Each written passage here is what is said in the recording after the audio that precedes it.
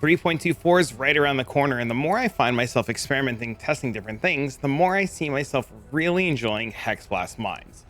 Today I'm going to be showcasing and telling you about what I plan to do for a league starter. Now, no, I want to do HexBlast mines. I have been very enthralled and mesmerized by it. It has been one of the coolest skills and one of the coolest things that I've managed to play in the last couple of days.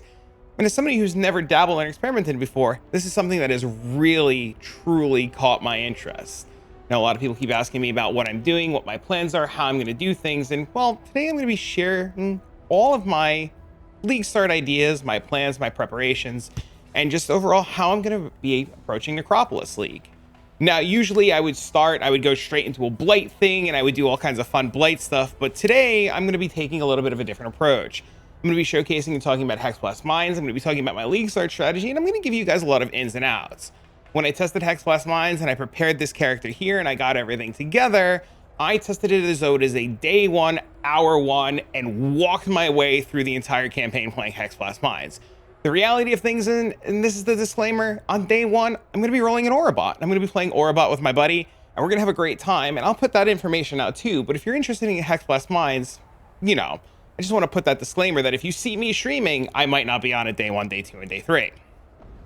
Overall, HexBlast mines has felt great. I tested with a wide variety of gear. I leveled HexBlast mines as early as level 38. And overall, the character itself has felt fantastic. Right now, for this video and for this testing, we are level 84. I don't have 14 skill points put in, just simply due to the fact of leveling and just wanting to showcase different levels. And since we can't de-level anymore, I just kind of wanted to give you guys a feel for what's going on. Now, the character itself, it can map, it can boss.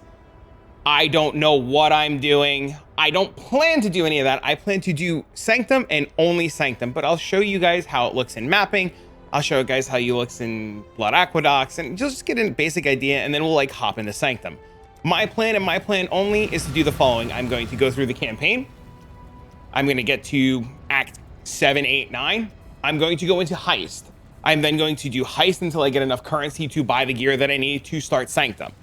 The POB will have all this information. It'll walk you through every step of the way, and I will also give you that information. HexBlast mines itself is really cozy to play. It is really comfortable. It feels really good. In 3.24, Detonate will be a skill that is no longer available on left click, and it will work as a mastery on our passive tree. Essentially what will happen is instead of having Detonate here on our left click, where's my flame dash? Instead of having Detonate on our left click, essentially we'll have Detonate be a skill that happens while we walk and while we progress through the zone. So, you know, I know while I'm doing this video that I have it going like this, but this will be a new mind mastery, and we'll see that in the POV.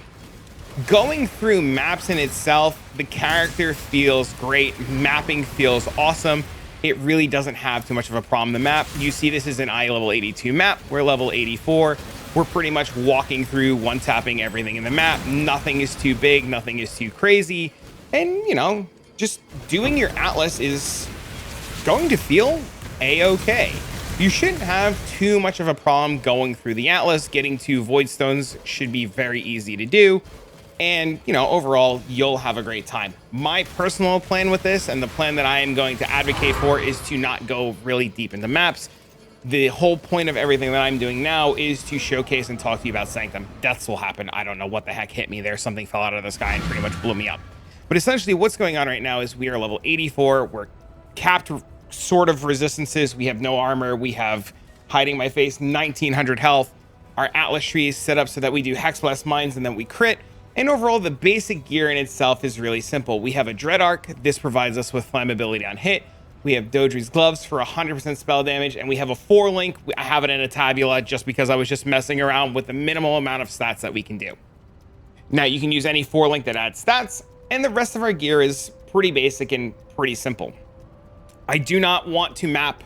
I do not want to do bosses. I do not want to do Atlas content with this character. This character has one goal and one goal only, and that is to do Sanctum. But going into the map and showing you guys the maps, you can see very well that the character itself inside of a map can pretty much clear mobs and do what it needs to do. You know, mobs will die, and as you get more gear and get better gear and work your way into, you know, a 5-link, a 6-link, and, you know, natural gear, it'll go through maps a lot better and a lot quicker. Overall, though, Sanctum is where I want the character to sit, and Sanctum's what I want to do. Now, going into Sanctum and talking about Sanctum, the first Sanctum that you get is in eye level 68 or 67, the Quest Sanctum. You get the Quest Sanctum in Act 10. That Quest Sanctum is very easy, but also very difficult at the same time, which I know is kind of like contradictory. Sanctum scales very quickly. Sanctum can be very hard and very difficult, and Sanctum is pretty much just this whole, like, you do Sanctum and you have to understand that, like, Sanctum is going to be a thing that, like, if you don't know the mechanics and you don't know the monsters and you don't know what's going on, you're going to get hit, you're going to die, you're not going to have a good time. The more you practice it, the more you get involved with it, the more you try it, the more you learn it, the more you do everything, Sanctum will be a lot easier. It'll be smoother, you'll have less and less problems. And me personally, I spent a lot of time before recording this video on stream actively practicing. I went from not being able to clear floor 1 with no gear and very bad gear to be able to kill Lycia in low tier Sanctums no problem. So, you know, there is a bit of a skill gap. I don't want to hide that from you. You will struggle a little bit until you understand it. You will have a hard time, and boons can really make or break your Sanctum. So if you're not fully aware of all the boons and all the stuff like that, you know, doing a little bit of research on Sanctum is probably the best way that you can go about it. Now, Sanctum has tiers from what I've learned and what I've pretty much tested with, and with low tier gear, doing early Sanctums, eye level 69, eye level 70, you should be able to go into these rooms and not really have too much of a problem. Eventually what'll happen is while doing Sanctum, you'll learn where the mobs are, and you can see right there, we just kill that guy, no problem. We come over here, this guy dies right away, and we just overall have a really good time. Sanctum is really interesting and really unique in the fact that the tome I just put in while being eye level 70 is for floor 1. Floor 2 would go to 71, floor 3 would go to 72, 73, and so forth and so on. And Sanctum scales based on the level or the floor that you're on. So if you start with a higher level tome, you're going to have a little bit of a harder time getting through things. Now note, with Sanctum, it gets hard and it gets hard fast, but this build in itself scales really, really, really well. And your damage, as you can see right now, the damage, while it's, you know, better than expected with a 4-link, gets really strong really fast. Every tiny little bit of upgrade, every tiny everything that you put into it will make it overall better and stronger and make your Sanctum experience a lot smoother. You can see, like, even doing these, just having the knowledge of, like, where these mobs are spawning, understanding how to, like, work with the mechanic in the room, you know, really makes things overall a whole lot easier. Now we see right now it takes a couple of, like, mines. We have very, very, very bad gear. We can't really push through the Sanctum very easy. You know, well, you can push through it easier, but it could definitely be easier. If we eventually, like, say, move our way up to a 6-link and we go into the next room, you should notice a very big difference. Obviously, like, getting more levels and more everything will make things easier, but coming back into the exact same room, this guy sucks. This guy will kill you just every time. You can see right away that the damage has just skyrocketed through the roof. And this is like this with every upgrade on this build. The more power we get, the more upgrades, the more everything, it just gets better and better and stronger and stronger. And one of the reasons why we're doing Sanctum is because we get to take advantage of being an occultist. An occultist gives us power charges, and power charges are really easy to get the gear for, and power charges give us a lot of damage. And since Sanctum is a high damage, low defense kind of thing, we can just blast our way through it, no problem. Just for, like, a very basic example is just, like, if I just, like, put Badge of the Brotherhood on to just match our power charges in Ralakesh, like, just very simple things, you'll see and you'll notice right away, like, power just spikes, just overall out of control. You go in here. This is one of those moments where, like, knowing how this mechanic works, especially for this guy in Sanctum, is pretty big. Okay, that was easy. Go into the next room, and you'll see just two upgrades, two tiny upgrades. I know they'll probably be expensive day 1 and day 2, but you notice right away that, you know, mobs just die now. HexBlast is a really interesting and unique skill for a couple of reasons. One, it requires you to have a hex on the monster itself. And a couple of ways to get hex on the monster is to have curse on hit rings, curse on hit gloves, profane proxy, deadarc, delve rings, and, you know, blasphemy. When I played this character and I went through the acts and through the campaign, I didn't have any of that. I didn't test any of that. I didn't do any of that. I put on Blasphemy, I put on a curse, and I just lived my best life, and I had no problems at all. Eventually, you'll get to the point where you're just gonna want to like grab a deadarc and then deadarc to profane proxy and so forth and so on. I realize that I'm doing a lot of yapping, and it'll probably be easier to explain things and show you guys things if I pull up the skill tree or the POB. Overall, the POB, I've done a lot of work in this. I've added a lot of tiers. You see, you have the Act 1, Act 2, Act 3, all the way down to Giga Jutsu Gear. So overall, playing the character is really simple. We're going to start very basic, very down to earth, classic witch start. We're going to take rolling magma. We're going to do the whole combustion thing.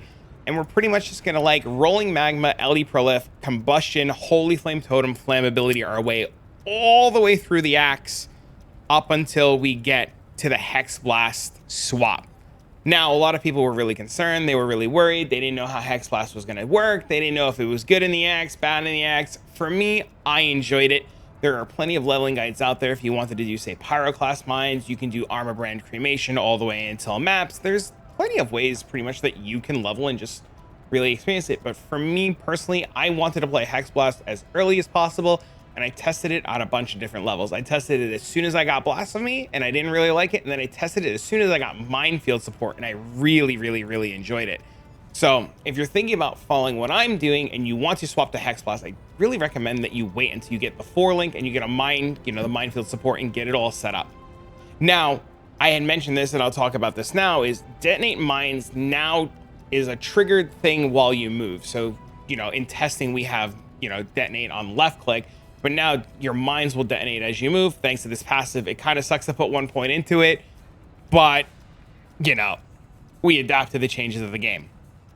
This POB will walk you through every steps of the way.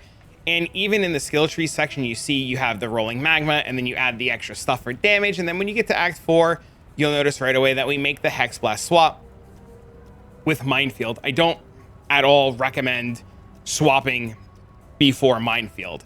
This tree will take you all the way up through the campaign, no problem. This tree will also take you into early Sanctums, no problem. When you're ascending, and I said this earlier, one of the things that we want is we want to be an occultist, and we're being an occultist because we want power charges, the effects from power charges, and all the juicy stuff that power charges has. I tested this build taking Forbidden Power first, and I tested this build doing Void Beacon first. I think Forbidden Power is way more powerful and gives you a lot more damage, more AoE, more everything early. I think this is a really good choice. So we go Forbidden Power into Void Beacon into Withering Presence. Eventually, you're going to want Unholy Authority, and you're eventually going to want a third curse, but that comes later down the line. Don't worry about that yet. Pretty much just get yourself set up, get yourself through the campaign. After you hit Act 10, you have a choice. You can get to Kitava, you can kill Kitava, and you can go into maps and start progressing your Atlas. This is not what I would do. For me personally, I plan on going to the Rogue Harbor, getting some coins, doing a bunch of Wakando things, and making a lot of early currency. As you see when I was doing the testing now on the character, I have very minimal gear. The only really expensive piece of gear that I had before I put the Badge of the Brotherhood on the Ralakesh boots was the Tabula, but even the Tabula just wasn't doing anything. Essentially, when you get to Sanctum or early Sanctum, you're going to have, this problem where the mobs hurt. They hit hard, and you're going to want to have a way to curse them without getting in range of Blasphemy. So we want to have that really nice curse on hit effect.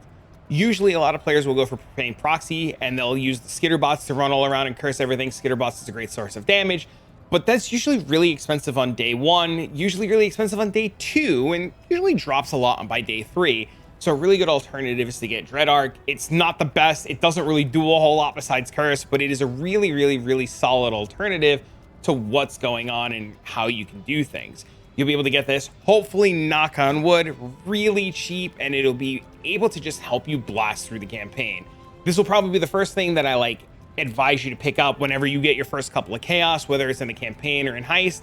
And then from there, I would grab these gloves as they give you 100% spell damage. The reduced cast speed doesn't really do anything to us because we're throwing mines, so we don't really care about it. But just having 100% extra spell damage for HexBlast mines is, pretty impactful.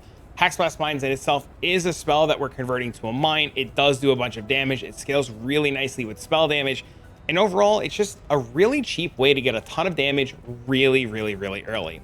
I mentioned this earlier, HexBlast works with us cursing something. We then curse something. The HexBlast removes the curse. It does a bunch of damage. It explodes the monsters. And essentially, like, just to kind of give you a visual, if I were to grab... Actually, let's just go to Blood Aqueducts. It'll be easier. If I go to Blood Aqueducts and I take off deadarc and I shut off my curse and I run up to a mob, you see it's not cursed, and I throw the mine and it kind of just explodes. And it just kind of kills things. But when the mobs get cursed, they have this nice big purple explodey effect. That's how you know that what you're doing is working. And you can see right away here, the distance between this mob and Blasphemy is not very large. You see, like, he's got to get to about here, which is almost like an entire, it's close to a screen length, but not a screen length away. But if I do this and I shut this off and I have deadarc, I can essentially just like throw my mines and then kill this guy from off the screen, because he'll get hit by the mines when it goes off. It'll curse him. It'll do all the fun stuff. And you can see right away without Blasphemy on that you just get the effects of the HexBlast. And that's what makes this so powerful. Anywho. I'm really excited to play this, dude. I know, it's so bad. It's so bad. I'm so excited. I'm so excited to play this build. And just talking about it now and trying to showcase it and just all the ups and downs. Oh, I can't wait. I can't wait. I can't wait till Lycia. I can't wait. I can't wait. I'm so excited. I'm so excited. I'm so excited. But overall, I've really, really enjoyed HexBlast a lot. Minefield, I mentioned, you really don't want to make the swap until Minefield. Minefield throws 3 additional mines, so you can have 4 mines thrown at a time. It's really nice. I did the swap early. It didn't feel as good. If you have a 4-link and you're really determined to play it pre-38, just put in like Swift Assembly or something. But overall, we're using flammability from our deadarc to deal damage. We're going to have a Frostbite on Blasphemy set up. This is for the Whispers of Doom. And essentially, HexBlast works by dealing damage based upon the lowest resistance that the mob has. I think that's the wording on it. Where is it? Let's actually read the proper wording. Chaos damage with hits is resisted by the lowest resistance instead. So Frostbite's going to be really good because it gives you like chance to freeze, but in the reality of things, LE weakness plus flammability is probably better, but you don't plan on staying on deadarc very long anyways. So you want to like level up your Frostbite so that you have Frostbite, and then you're going to go Frostbite LE weakness. But the reality of things is, because we have deadarc and flammability, you probably want to do LE weakness. But I'm going to set it up for Frostbite because I really don't plan on staying on deadarc very long. Even if I do like the whole heist thing, I'll probably buy profane proxy so I can do LE weakness Frostbite. But yeah, that's what that is. Zealotry for more damage, Wither Totem so that we can just have them take more chaos damage, and overall everything. I feel like I'm just going to go in circles and try to explain things, and it's just going to be ups and downs. When you get to early Sanctums and you're following this, if you choose to follow this, there's a couple of very important things to note. Sanctum, like I mentioned, is very hard. Until you have gear, I would really recommend staying in 71 or lower Sanctums. A lot of you guys have asked how I plan to sustain Sanctums, what my goal is, how I'm going to do that, and I'm going to include this trade link for you down below. Essentially, you can filter out Sanctums by item level, and you'll be able to just buy your Sanctums as they hit the market. It's the same thing as the Blight strategy. If you're finding that you don't have the currency, you don't like heist, you want to map and you want to do other things, HexBlast is actually really, really, really good inside of Blighted maps. You should be able to go to Blighted maps no problem and clear them very easily playing HexBlast. You know, build a bunch of towers, set up your annoyance and your rings, amber oil your maps, and just kind of just blast your way until you get gear. Let's go to the hideout. Now, this skill tree in itself, I have set it up. I have set the tree up to walk you through the campaign. I have set it up to walk you through early Sanctum. Sanctum itself gives a ton of experience. So you're going to find yourself, even if you fail Sanctums, leveling up very fast. And you'll notice right away that you're going to get a bunch of levels. You're not going to have clusters. You're going to have money. You don't know where to go. You just want to put points in. You don't want to deal with trade.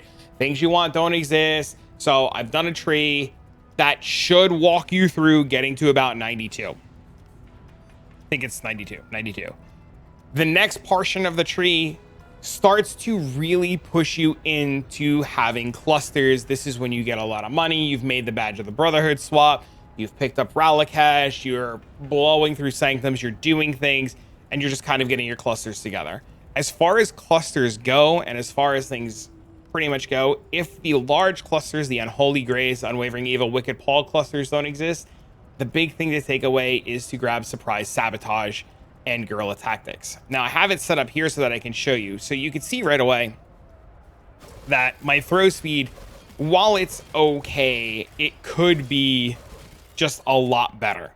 And every little thing that we do pretty much helps our throw speed. So like if I put in one of these clusters and we do this, we're going to get just 10% increased throw speed. And you could see the difference right away. Now, if I go over here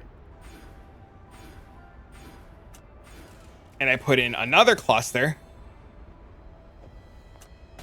and I take these points, you'll see again, our throw speed just enhances. It goes through the roof. Things become a lot easier. Same thing with our belt. We can get throw speed on our belt. We can get throw speed on our amulet. Throw speed on our belt actually comes from an essence. We can get that essence from deafening essences, and you can just slam an essence onto your belt. You can get throw speed on your amulet from unveiling it on June. And, you know, any little bit of throwing speed will help make this feel smoother and smoother and smoother. Essentially, one of the things that does eventually kick in is Charged Mines. Charged Mines gives us the ability to have mine throwing speed per frenzy charge. This is one of the biggest reasons why we use Charged Mines, and one of the biggest reasons why we have Badge of the Brotherhood. You can see, looking at our throw speed right now, like this, it's okay, it's good, it's fine. The minute I put on Badge of the Brotherhood and we match our frenzy charges to our, I'm just going to do this for time's sake, and we match our frenzy charges to our power charges, you see our throw speed just goes through the roof. Now, yes, of course, I put Ralakesh on. I put Ralakesh on for testing. It's irrelevant. If I were to go and just open up, once again, Blood Aqueducts really quick, you'll see as I start throwing mines and detonate them, you'll get frenzy charges relatively quick, and you won't really have that much of a problem in getting frenzy charges, especially when it comes to running Sanctum. Just getting the frenzy charges to, you know, kick in right away is really easy. And you can see just with having the two clusters, having Badge of the Brotherhood to match our frenzy charges, our throw speed goes from like meh to really reasonable, where we can just like walk and throw the entire time. Now, if you want to map, tier 16s are fine. You can go through it. I don't want to map. I don't recommend mapping. I mean, you can map. This character is literally designed to league start Sanctum and do that. But, you know, bringing up just like another map and just like grabbing another tier 15 map this time, and or actually, I know somebody's gonna be like, oh, you should grab a tier 16 map. Just grab a tier 16 map and throw this in. So yeah, in theory, by red maps, right? You could like get the two clusters, maybe. Depends on the market. I should put Flame Dash in. I should actually do this right. You see mapping, I mean, like, mapping's not bad. I just don't want to map, man. I just want to play a different character to map. I just want to blast Sanctum, bro. I just personally want to blast Sanctum.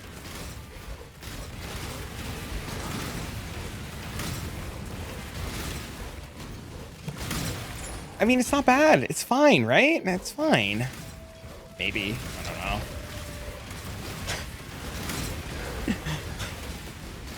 I know I'm going to get a lot of questions about why does it map or how does it map and what does it do for... Oh, I'm dead. That was my fault. That was my fault. I messed up. I messed up. That was my bad. My bad. My bad. I didn't mean that. Accidents. It's okay, though. But yeah, I mean, it feels fine. You can map. I just want to Sanctum, bro. HexBlast is fun, dude. I feel myself doing this map right now, and I'm talking to you guys, and I'm like showcasing it and explaining it, and all I want to do is play more HexBlast and blow more things up and do more things, and ah, God, it's a good time. It really is. It really, really, really is a good time. Overall, though, the POB in itself is going to walk you through the steps on what you need, and every time that you get a new upgrade and you do things, you're going to become more and more and more powerful. Eventually, you just stack power charges. You get more spell damage per power charge. You get a ton of crit. Your crit capped. Everything blows up and dies. Your damage skyrockets to the moon. And overall, you know, you're pretty good. When it comes to the POB and following the POB and doing things for the POB, a couple of important things to note. While you're going through the campaign and you're going through things, make sure that you're on the correct act. Make sure that you're following it alongside, you know, read the notes if you need them. There's an extensive notes section. And even when you get to the skills section, make sure that you're picking skills to the proper step that you're on in terms of everything. If you're in early sanctum, make sure you're in the early sanctum. If you're in acts 6 through 10, which I'm going to rename this acts 6 through 10, make sure that you have the right skills selected, because if you don't, you're going to have a really bad time. Things aren't going to make sense. Things aren't going to line up the way they want to line up. Same things when it comes to items. I uploaded the items that I went through the campaign with, so you can actually like take a look at the items that I tested heist with, that I tested the early sanctum with, and you can just kind of see where like things lie. I would not recommend doing sanctum until at least deadarc and Dodri's tenor, especially for the quest sanctum. I really recommend at least doing heist or getting a couple of chaos until there. Once you have like basic gear and you're doing like low tier sanctums and you're really worrying about like your upgrade paths, I think Badge of the Brotherhood into Ralakesh boots are really important and probably where you want to go. A lot of people will tell you to get the ring, the profane proxy. I think profane proxy is really good. I still like having 2 of these. But if you want quality of life, profane proxy is really, really, really good. Malachi's loops, just tons and tons and tons of damage. Sandstorm Visage is also tons and tons and tons of damage. You actually get a Sandstorm Visage by doing it yourself. Since we're going to be a Sanctum farmer and we're going to be running Sanctum and we're going to be clearing Sanctums, you should, in theory, be able to farm your own. You should, in theory, be able to kill the mob. You should, in theory, be able to kill Lycia and get your own. That's how I plan on getting mine.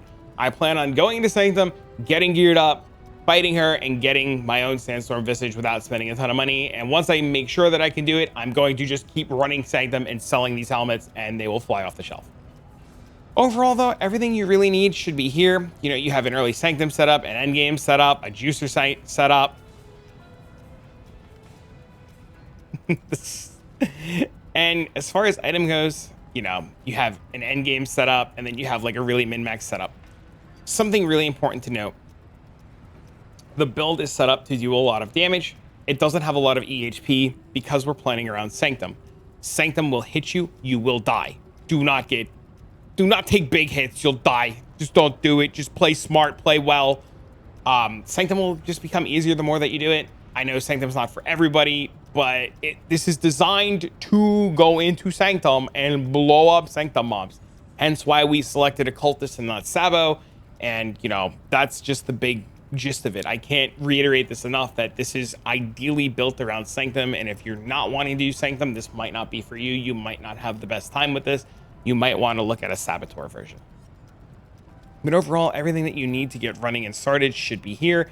If you have questions, comments, concerns, you're always welcome to come by the Discord and leave a message there, and I will do my best to help you guys there and answer things. And, you know, if you just get stuck or you want to try it or it breaks or you don't know and you just kind of want to like figure it out and you want to follow along, by all means, like ask me questions here, ask me questions in the Discord, stop by the stream. I'd be more than happy to answer questions.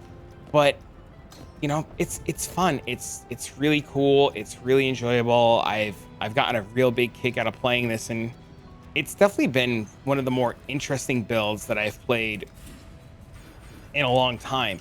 And just to show you guys really quick, just putting on like a couple, like starting to get things going, like, you know, buy Restless Sword so that we're just using this for movement speed. I think Dialos is just like infinite more damage, by the way. Infinite more damage. But, you know, we're going to use this for movement speed. I have badge on. I do have badge on. Okay.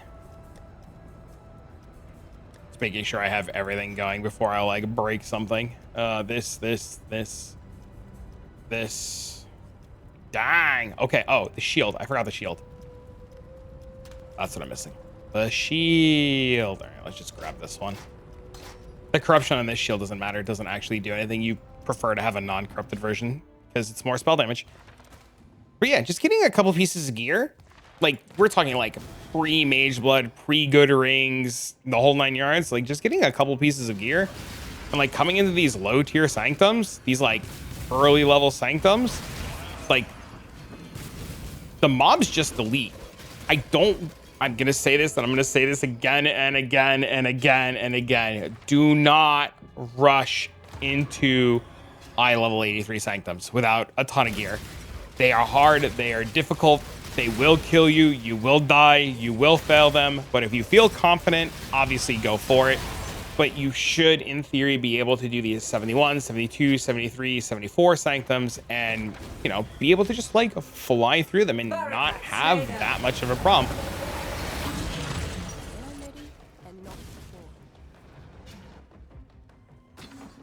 Let's see, do I have a higher one? So we take this 72. So that was, oh, let's actually put in an 83. I'll show you the difference. So this is an 83 sanctum. So you see right away in the low tier ones, we're one tapping everything. And this is like pre-mageblood, pre all the clusters, pre everything. Even coming into here now, like we still do really good damage. But if you're not careful and you get hit, they'll just kill you, right?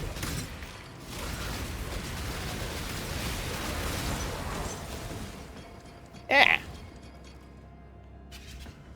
I can't wait for League start, dude. It's gonna be so fun to play. It's gonna be so fun, dude. I can't wait. But overall, this is what I'm planning to do. This is how I'm going to do it. You know, your struggles are pitiful. Don't get hit. So amusing. This is 100% why you stick to the low tier sanctums. I'm so glad he killed me because I needed to demonstrate and showcase this. You need to know that the I-83 sanctums you cannot rush into. You will die. Stick to the low ones. Buy the low ones. Farm your divines as you have more gear. But yeah, man, Sanctum's gonna be fun. It's gonna be a really good time. You're gonna get geared. You're gonna, you know, you're gonna be able to push through things. You're gonna get more gear. You're gonna get divines. You're gonna get more loot. You're gonna rush through things, and you're gonna have overall a really, really, really good time. As you level up more, and you're not level 84 in an 83 Sanctum, and you get more experience, and you get into the 90s, you get real flasks, you get a better belt, you get nice rings, and you start putting like a real pair of gloves that have defenses. It'll feel better. It'll feel good.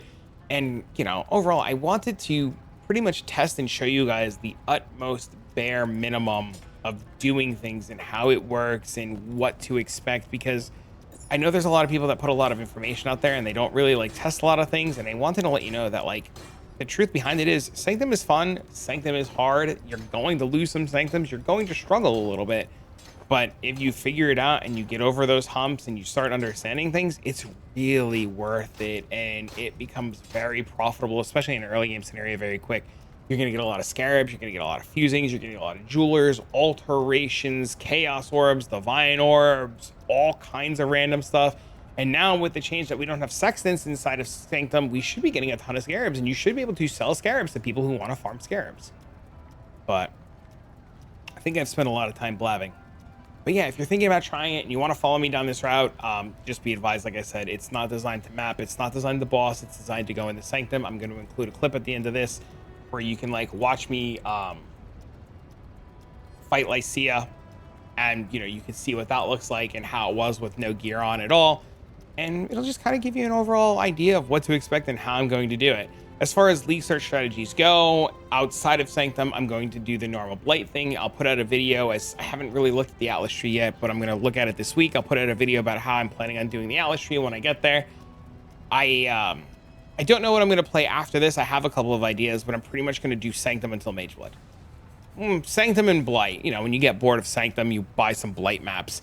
I really don't plan on doing a whole lot of the Atlas outside of the group play stuff that I'm going to be doing with Shotokin, but it should be a good time.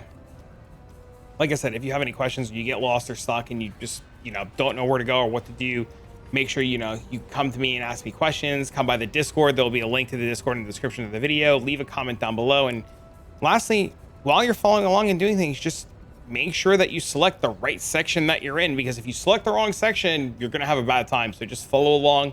It's all, you know, pretty much laid out for you. And, you know, there's some questions and this will get updated. So make sure you keep an eye on this video and in the description, and check back often, because I'll have updates to this, or I'll post updates and I'll do like day 1 video, day 2 video. I'll put it on Orabot video for the Orabot stuff that I'm going to do. And yeah, we're off to the races. For now, friends, I'm going to leave this with you, and I'll see you all in the next one.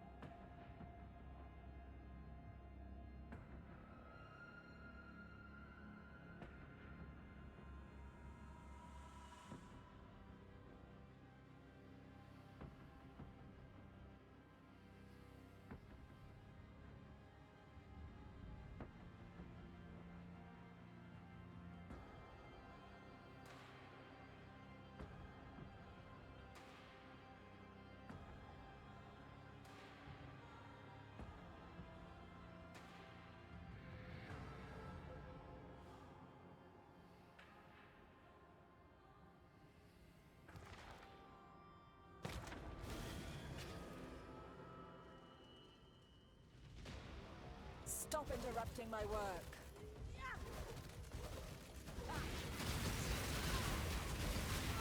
You cannot escape their gaze.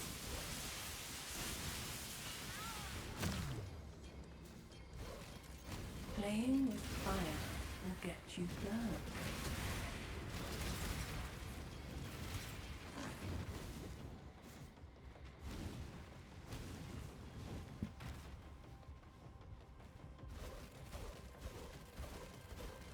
I have an eternity. You You only cannot wait. escape their